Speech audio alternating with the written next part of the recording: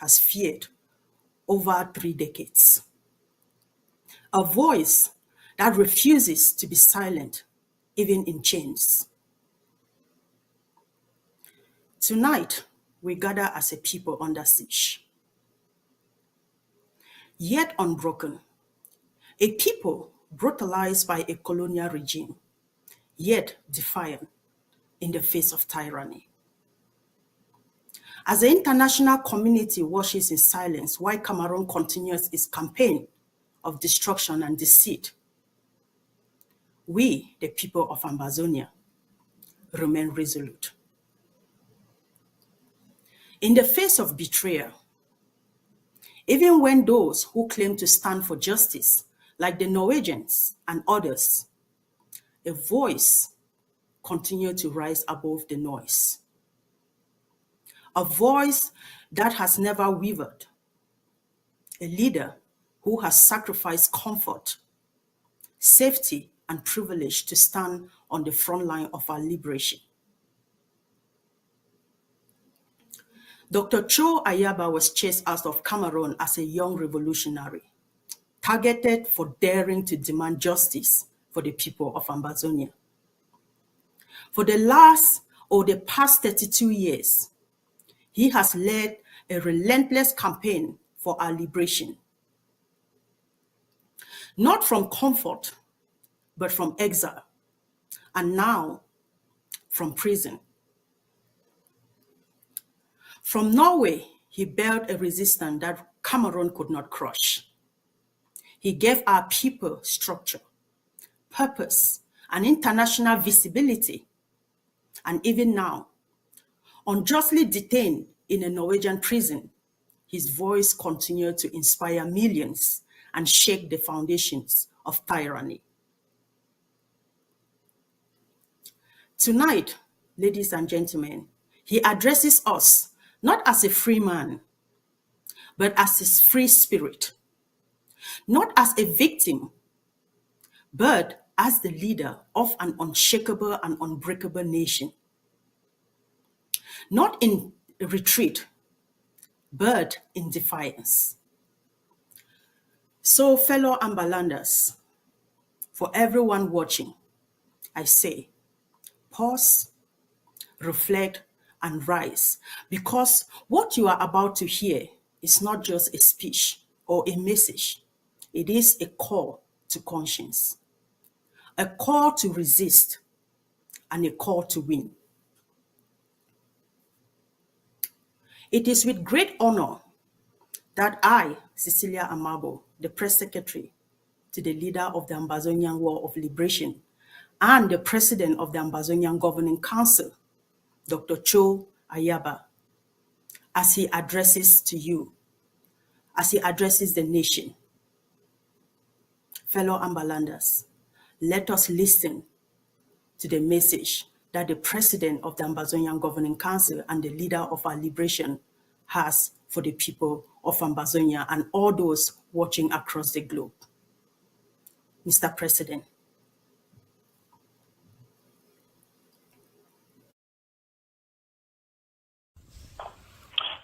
My fellow Ambazonians,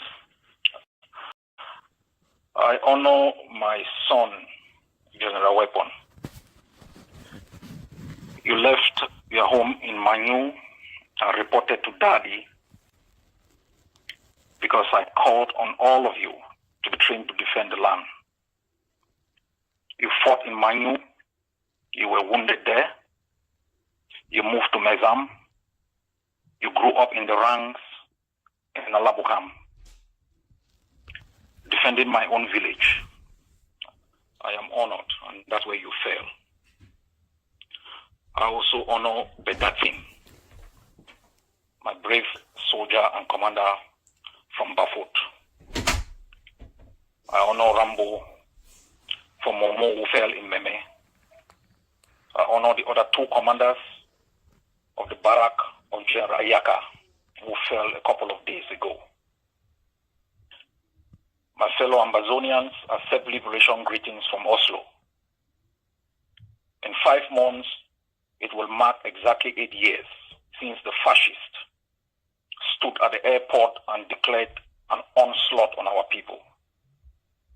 This year also marks the 60th anniversary since the last dead tyrant Ayijo dismantled multi-party democracy in Ambazonia and established the CNU, now CPDM, that has been the driving force of totalitarian anarchy in both Ambazonia and Cameroon. It is also exactly 35 years since our people rose up in bravery, paying in blood and treasure to relaunch multi-party democracy in Ambazonia with the launch of the Social Democratic Front on the 25th of May, 1995. It is also exactly 30 years since we met in Boya and launched the Southern Cameroon's Youth League on the 28th of May, 1995, a movement under whose banner many have sacrificed their lives to keep our nationalism alive. My fellow Ambazonians, it is also 30 years since the Southern Cameroon's National Council sent late Prime Ministers Foncha and Muna, accompanied by others, to lodge a petition at the United Nations. It is also 30 years exactly since, after the visit at the UN, the London communique was issued from London, declaring the end of the reasonable period given Cameroon by the Bamenda Proclamation to renegotiate coexistence or face zero option, which began our fight for independence. Independence restored by from Boji in 1984, proclaimed by Justice Ebong in 1999, reaffirmed by Siseko Ayuk in 2017, and has since been defended by our valiant soldiers and people since then. I honor all of you, the living. I honor the dead. I honor the jailed and exiled for their sacrifices. And I ask you not to blink. My fellow people, we are in a violent neighborhood. We are dealing with vicious systems surrounded by two countries that have committed genocide against their own people. So let me tell you something you already know. Cameroon is a mean and nasty actor. They don't care how tough you are. They will beat you to your knees and keep you there permanently. And they will forever be on the watch without mercy to ensure we never rise again. When they occupied our country 64 years ago, extermination wasn't contemplated because they believed that manipulation would get us to succumb. For effective control possible, the enemy had to completely dismantle the political institutions that ensured separate governance, the economic institutions that guaranteed survival and made future resistance possible. Then they attacked the fabric of our society to undermine the preservation of nationhood. For assimilation to work, the occupier had to take control of every aspect of our society, including the artifact of our identity. They issued their identity cards, driver's license, car documents, number plates, birth certificates, death certificates. With these artifacts, they stamped their authority and identity on us and ensured we carried it along, worshiped them, and proclaimed them. They effectively changed our identity and took control of the database. Then recruited colonial apologists and profiteers to ensure that the takeover had local heroes. They stuffed embassies abroad to proclaim Cameroonese. These tragedies put millions of Ambazonians into survival mode. We started acting Cameroonian to be accepted for purposes of survival. My fellow people, this are the enormity of the task on underfunded, under-resourced generation has to resolve, while at the same time convince those who had, by necessity, sided with the enemy, that freedom is a worthy goal worth sacrificing for. Have faith, my people, The stars are aligning in our favor. Just hold the line. To our people, during the occupation of Norway by the Germans, Nodal Greek, a Norwegian poet, writer, and political activist, penned these unforgettable words. Faced by our enemies, battle is menacing. Now make your stand. Fearful your question, defenseless, open. What shall my weapon? Here is your battle plan. Here is your shield. Sit in this life of us. For our children's sake, save it, defend it. Pay any price you must.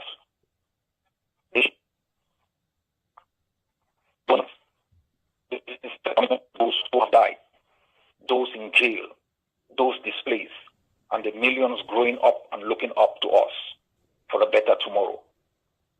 General Ivo, General No Pity, General Efan, General Bitakola, General JC, General Weapon, Field Marshal, and the thousands of Ambazonian commanders and soldiers killed are looking up to us to complete the job they sacrificed their lives for. So let us hold the line for Ambazonia.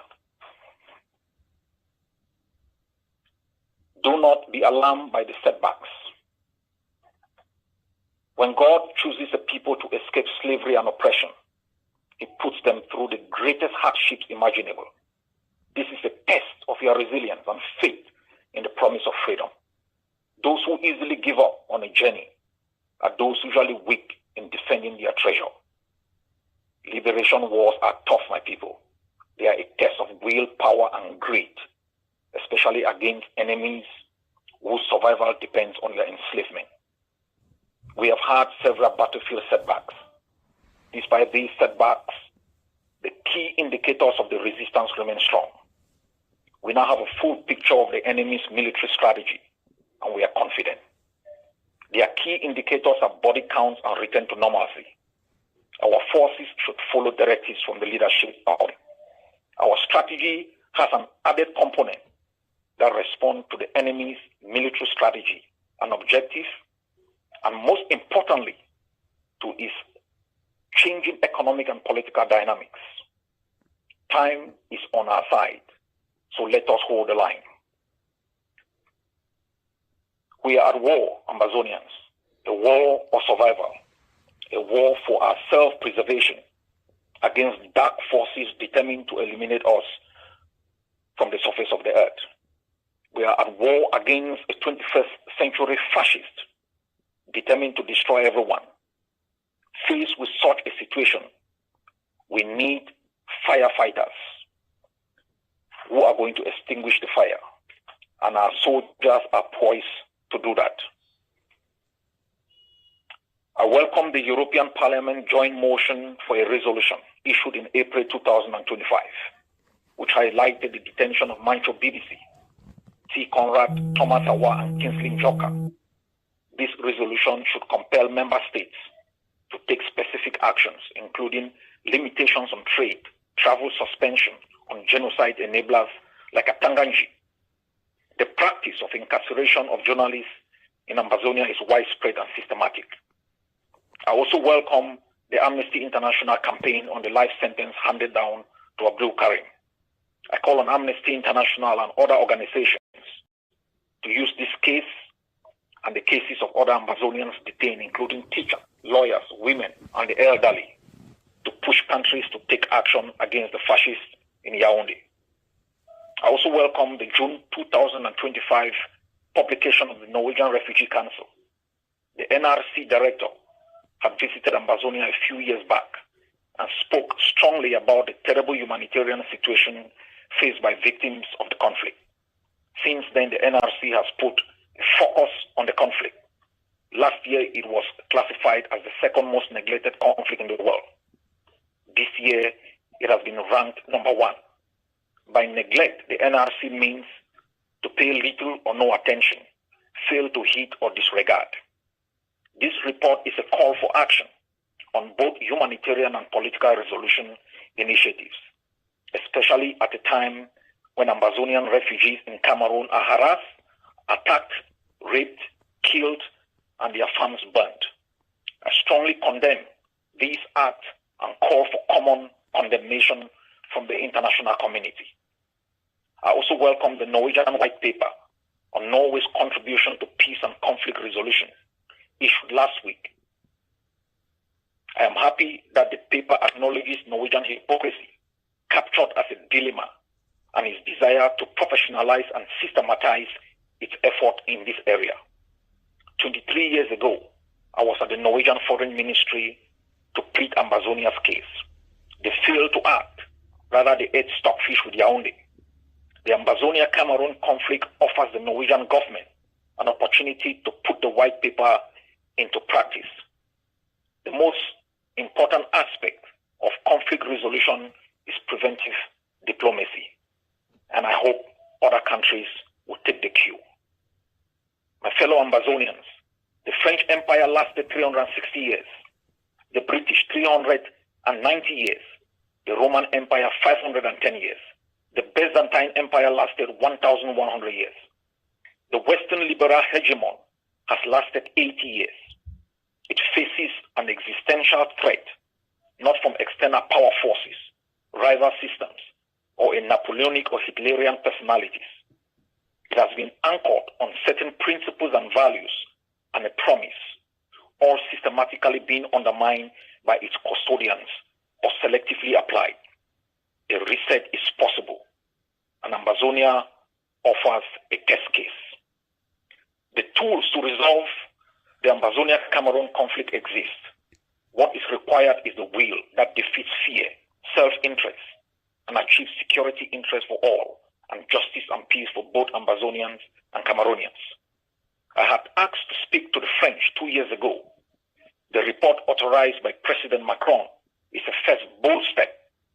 It took courage for that to happen.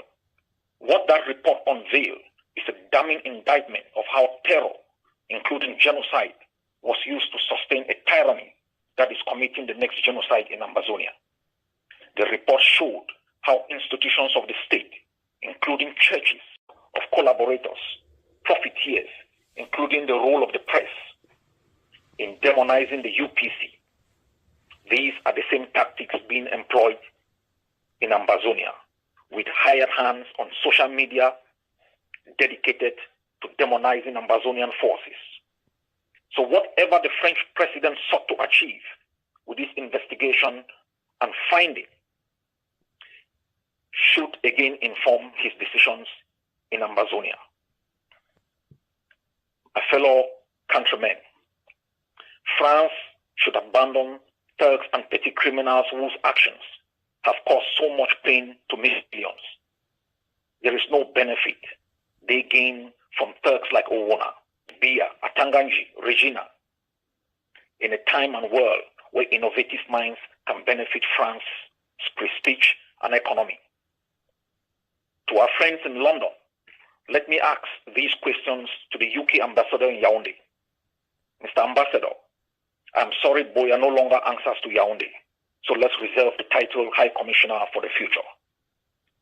What do you think Paris would say if it was Ambazonia rolling tanks into a French state, roasting people, wiping out villages in its wake? What do you think Paris would say if tanks were to be rolled into Quebec, killing and committing massacres? What do you think Dublin's reaction will be if 1,000 homes were razed in Belfast, 2,000 arrested and moved to London and subjected to torture, even if they were IRA members? Mr. Ambassador, the UK has taken in 250,000 Ukrainian refugees. I ask the UK to resettle Ambazonian refugees in Biafra and Nigeria. Look into the NRC report and provide funding to help the IDPs. Ambazonia is the oldest parliamentary democracy in Africa. All countries, including our Russian friends, and refuse and abandon tactics of the 20th century. I ask all of you to be bold and also offer your support to progressive forces in Cameroon to end the tyranny, thuggery, and anarchy of the band of Turks who have taken Cameroon hostage. This is a crucial year in a tumultuous world for preventive diplomacy to be put into effect. To our soldiers, I congratulate the ADF, ARF, and Bui Unity Warriors for their brazen action in Bui. There is none like you. Before you, it was you, and I hail your bravery. Discipline is the key to a successful revolutionary. Discipline keeps you alive. Discipline is vital for the survival of your unit. All of you should be disciplined. Ambazonia's freedom will not be the same without you. Walk with our people. They are your first line of defense. To our Ambazonian people, you must hold the line, our people. Hold the line for your children's sake. Pay any price for it. Cameroon is your oppressor, not your God, and we must prevail over them. We might have been bruised, battered, and objectified, but they have not taken our power to fight back. Arm your children to enable them defend our homeland. My fellow countrymen and women, I am optimistic about our freedom.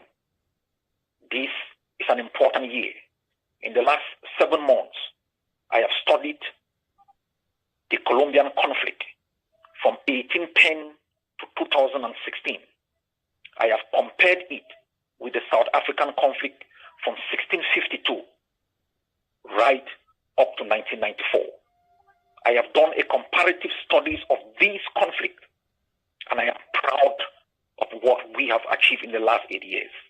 I am proud of our discipline. I am proud of our dedication. But there is a mistake we should not make. The mistake South Africa made. We should not compromise on the question of independence for our people, for our country, for the sake of self-determination. You must be watching the world today. The world is reverting. It's moving away from globalization back to nationalism. We must secure Ambazonia, strengthen it. We must have faith in it, build it in order to be competitive internationally. God bless Ambazonia. God bless each and every one of you.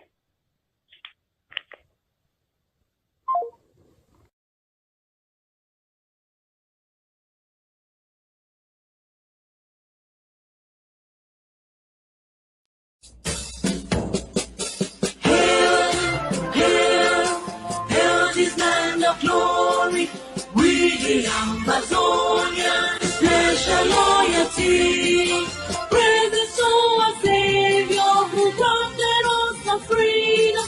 I left to the hero who called the lonely gather.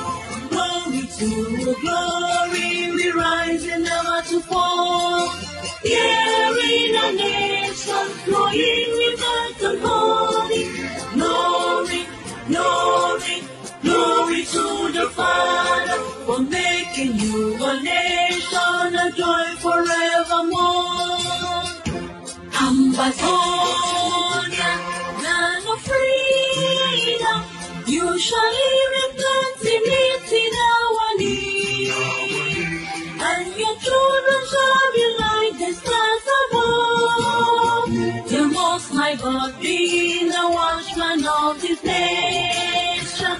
Ambazonia, land of freedom, you shall live in plenty in our need, like the stars above. The Most High God be the watchman of this nation.